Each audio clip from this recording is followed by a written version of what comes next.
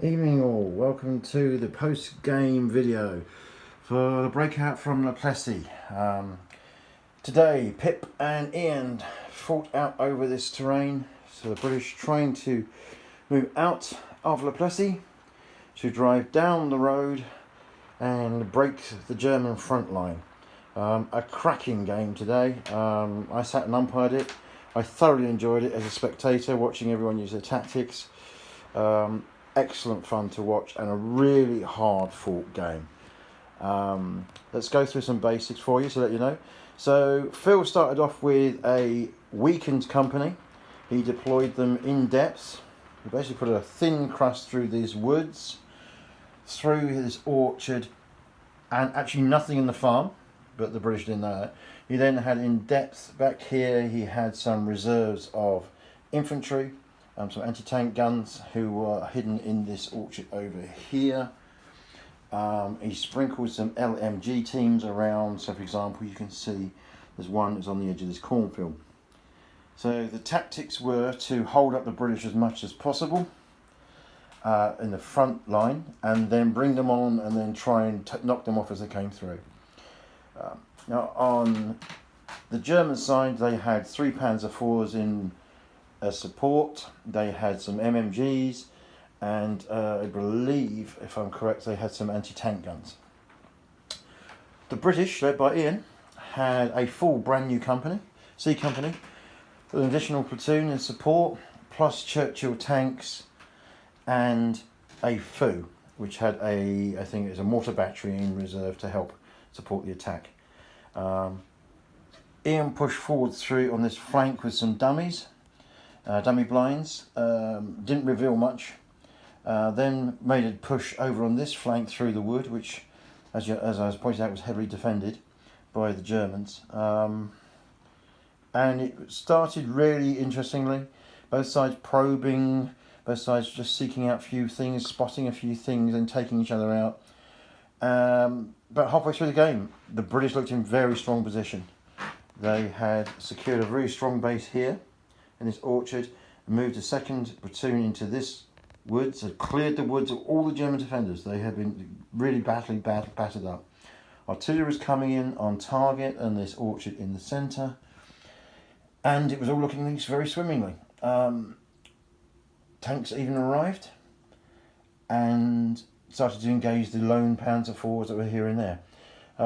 Then suddenly the dice changed, and remarkably, just as it would look like the British were breaking through and it was all toast, suddenly we saw some wonderful dice coming in for the Germans and they started to recover. And at that point things started to get wobbly for the British, and the morale, although it was holding up, the British commander was beginning to think he really was running out of fresh troops, and he still wasn't through the skin of the defence. What he didn't know was the Germans were literally holding on, and they had lost all 3 tanks by this point, but the British weren't to know that. So it was interesting. The German morale had been falling, but they've been using their what we call the I've been shot one dice to prevent having forced morale tests. So they've been managed to get through all the tests that they normally would have to take and avoiding them. The British morale was still holding up, but the nervousness was coming in because the losses were building. Didn't really fancy it, to be perfectly honest. It looked like British really didn't fancy really trying to go for this, especially as they'd lost already 2 of their armour. So the game ended, I would say, with the Germans succeeding in what they were meant to do, which was to hold the line as best they could. The British, yeah, I think they'd probably be disappointed. I think they were almost there. I've got to say, though, some honourable mentions to 2 Piat teams that fought here today. Both did sterling work, knocking out 2 German tanks. A third was worrying the Germans so much that they actually deliberately targeted it and tried to blow it out of the water. It actually fled round the corner and hid in the pigsty rather than be killed by this Panzer IV, which they eventually got in the end. But anyway, also an honourable mention, I think, for the Panzerschreck team that took out this Churchill very neatly, by the way. So yes, a game full of lots of incidents which will probably bore you to tears.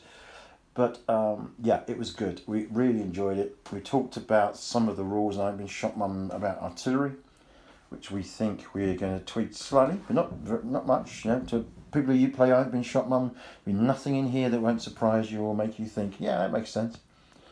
There will be a third game, I think.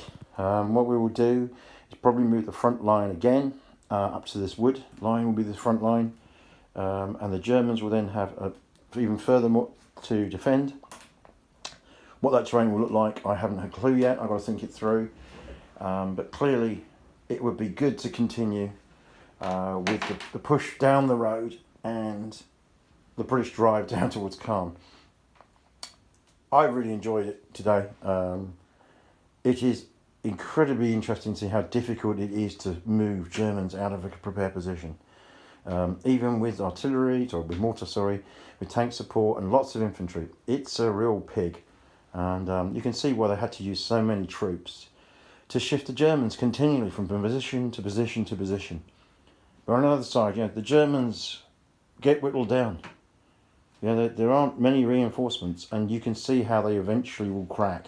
And eventually this war of attrition, let's be honest, ends up with the Germans cracking and the Americans and British, Canadians, Polish breaking through, and Falaise Gap, as we all know about.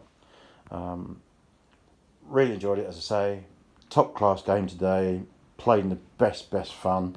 Some classic moments with various Piats doing things they really shouldn't be doing.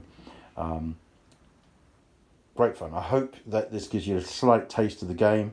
I do very much hope to write it up and push it on the I'm Being Shot Mum Facebook page, and maybe on Via Lardica as well. Take care, everybody. Stay safe with this storm, eh? Bye bye.